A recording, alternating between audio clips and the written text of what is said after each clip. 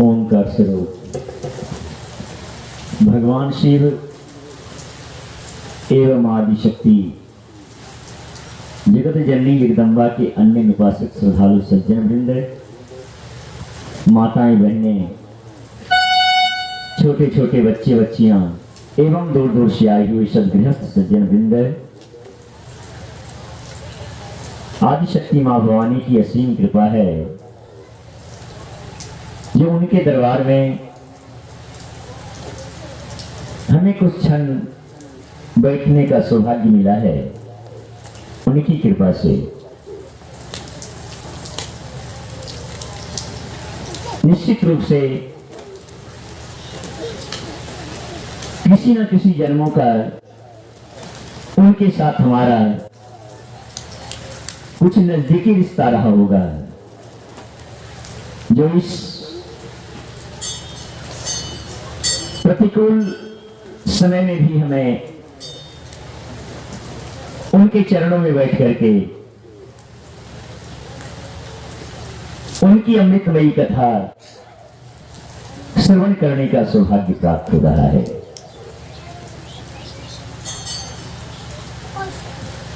ये सब कुछ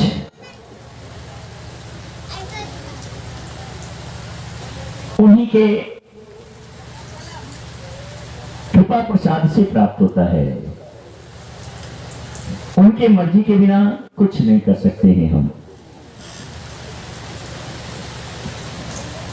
सौभाग्य जरूर है जो अपने पास बुला लेती है हमें, यह बहुत बड़ी बात है, क्योंकि सत्संग ही हमारे जीवन में परिवर्तन लाता है, बदलाव लाता है, सोच में, विचार में, कर्म में, आचरण में। अगर जीवन में सत्संग नहीं मिले तो हमें इस धराधाम पर में आने का कोई अर्थ ही समझ में नहीं आएगा। हम क्यों यहां आए हैं, यहां हमें किस लिए भेजे हैं, हमें क्यों भेजे हैं, क्या करने के लिए भेजे हैं। मनुष्य में और जानवर में कोई विशेष फर्क नहीं होता है, कोई विशेष फर्क नहीं होता है। जानवर भी सोता है, हम भी सोते हैं। जानवर भी खाता है, हम भी खाते हैं। जानवर चलता, हम भी चलते हैं। जानवर करते हैं, बहुत कुछ अंतर नहीं होता है। लेकिन जब मनुष्य के जीवन में सत्संग मिल जाता है तो उसका जीवन रूपांतरित हो जाता है, बदल जाता है। पता चल जाता है कि बस हम खाने पीने मौज मस्ती के लिए हम नहीं आए हैं, हम यहां पर भी आए हैं उनको उपलब्ध करने के लिए, प्राप्त करने के लिए। जब तक ये ज्ञान हमारे अंदर जागृत नहीं होगा, ये जीवन किसी काम का नहीं। कितनी बार आए गए, आते रहेंगे, जाते रहेंगे, और हमारे आपके जैसे कीड़ा मकोड़ा रहे या ना रहे, इस प्रकृति पर, इस सृष्टि पर में उसका कोई असर पड़ने वाला नहीं। जब सत्संग प्राप्त होता है तब यह ज्ञान जागृत होता है। इसके पहले तो कुछ नहीं, पता ही नहीं है कि हम हैं कौन। एक सामान्य जीवन हार मांस का ये पीरा मान बैठते हैं इसे। बस श्मशान में जाकर के 10, 20, 25, 50 साल में जाकर के इसका अंत हो जाता है, कुछ नहीं रहा। ना कोई पहचान, ना कोई कृति। 60 साल 70 साल का जीवन समाप्त हो जाता है। क्या करो, अरे कुछ जिसे तुम्हारे जाने के बाद लोग तुम्हें याद करेंगे। ये तुम तभी कर सकते हो जब तुम्हारे जीवन में सत्संग मिलेगा। जीवन का सबसे बड़ा अगर कोई कहा जाए उद्देश्य, कार्य, तो वो सत्संग होता है। जो मनुष्य इसको सबसे ऊपर रखता है, भगवान उसी को प्राप्त होते हैं सबसे ऊपर। क्योंकि सत्संग से हम भगवान का दर्शन करते हैं, भगवान के बारे में हमें वो रहस्य की जानकारी मिलती है, भगवान रहते कहां हैं, उन्हें देखने की शक्ति प्राप्त होती है।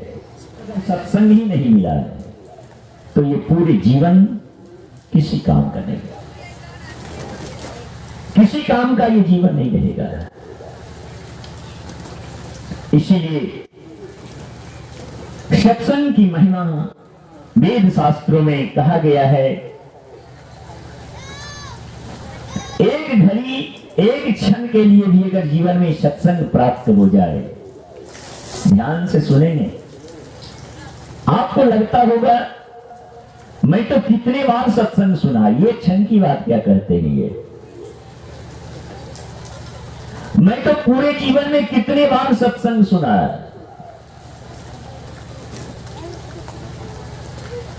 कहां हमारे जीवन में कोई बदलाव आया, कोई परिवर्तन आया। पुराण के हिसाब से आपने सत्संग सुना ही नहीं, बस टाइम पास करने के लिए आप वहां जाते हैं, टाइम पास करने के लिए। सत्संग को बस आप इतना ही महत्व देते हैं, इससे ज्यादा नहीं देते हैं। तो जिसको आप इतने हल्के में लेते हैं, उससे आपके जीवन में क्या बदलाव आएगा। इसीलिए सारे काम को देखते हुए हमें कुछ समय सत्संग के लिए अवश्य निकालना चाहिए, और सत्संग का लाभ आपको हाथों हाथ मिलता है। बहुत इंतजार करने की आवश्यकता नहीं पड़ती। अरे किसी किसी को तो सुनते सुनते ही ज्ञान चक्षु जागृत हो जाता है, अगर एकाग्र भाव से सुनेगा तो। नहीं, शरीर यहां है, मन कहीं और भटक रहा है, किसी और काम में लगा हुआ, किसी और को याद किया जा रहा है, मन किसी वैसी जगह पर में लगा हुआ जो हमारे भविष्य को बर्बाद कर रहा है, तो शरीर यहां रहने से क्या होगा। और आपने अभी तक उसी रूप में सत्संग को सुना। एक क्षण में जीवन सार्थक हो सकता है। बुद्ध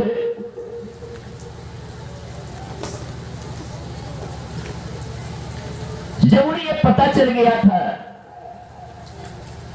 जो अंत में सबको मरना है, अंत में सबको बुढ़ापा झेलना पड़ेगा, जब अंतिम सच्चाई को उन्होंने समझ लिया, देख लिया, तो ना उन्हें धन का कोई आसक्ति रहा, राजकुमार थे, ना सुंदर पत्नी घर में थी, कोई गम नहीं, छोटा सा बेटा भी हुआ था, कोई आसक्ति नहीं, सारे को त्याग करके वह राजमहल से बाहर निकल जाते हैं। में इसका अंतिम अवस्था श्मशान में जब समाप्त होगा तो मैं वो जीवन नहीं जीऊंगा। और अंत में भी जब सब चीज छोड़ करके जाना ही पड़ेगा, तो जब तक हमारे शरीर में शक्ति है कुछ प्राप्त क्यों नहीं किया जाए। और निकल गए राजप्रसाद से।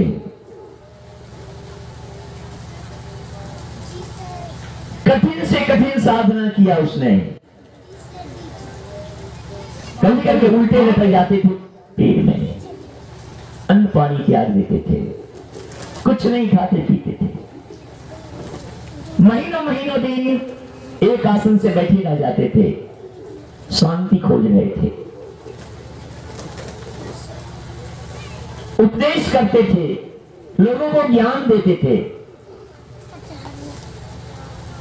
लेकिन जब बुद्ध के बारे में कहा गया, जब अंतिम में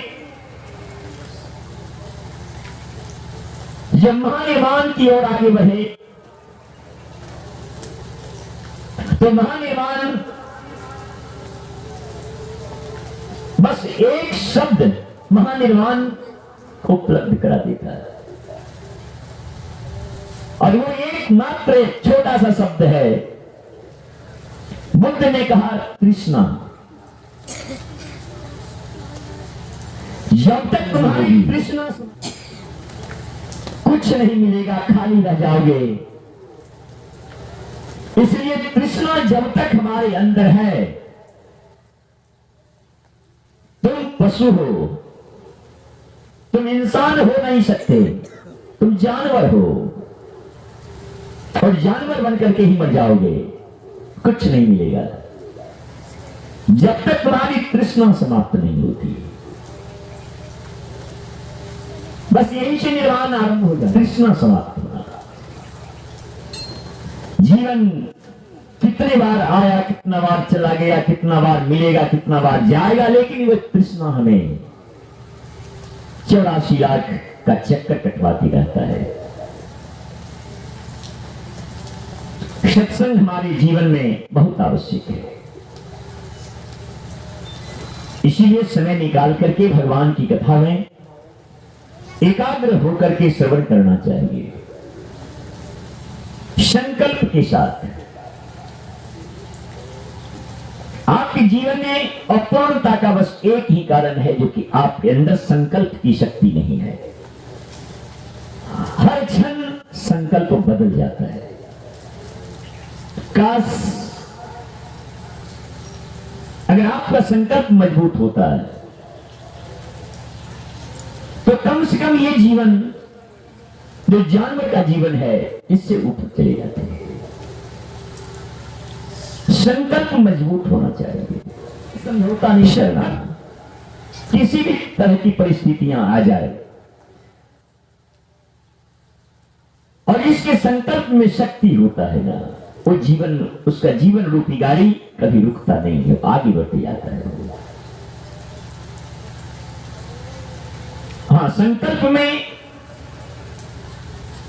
रुकावट बहुत आता है, बहुत बाधाएं आती हैं, लेकिन जो बाधा को झेलते हुए अपने संकल्प की ओर आगे बढ़ता चला जाता है, बाधाएं पीछे हो जाती है।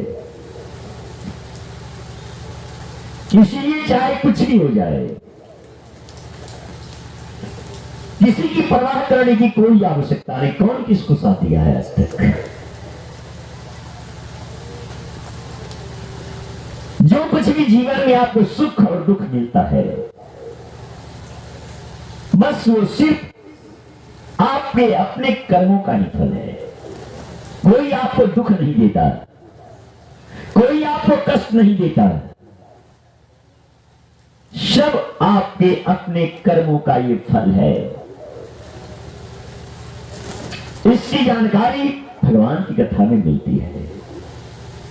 और फिर हम जो दूसरे के ऊपर दोषारोपण करते हैं ना, तुम्हारे कारण हमको ये कष्ट हो रहा है, तुम्हारे कारण हमारी ये जीवन परेशानियां हैं, वो सब कुछ समाप्त हो जाता है। उसके बाद पता चलने लगता है कि तो मैंने ही तो गलती किया था कभी न कभी, उसी गलती का ये फल है। कौन होता कोई दूसरा हमें कष्ट देने वाला है, क्योंकि मैं वो नहीं हूं जो लोग समझते हैं। मैं तो वो हूं जिसे लोग जानते ही नहीं। मैं तो सच्चित आनंद हूं, मैं तो परम आनंद हूं। मैं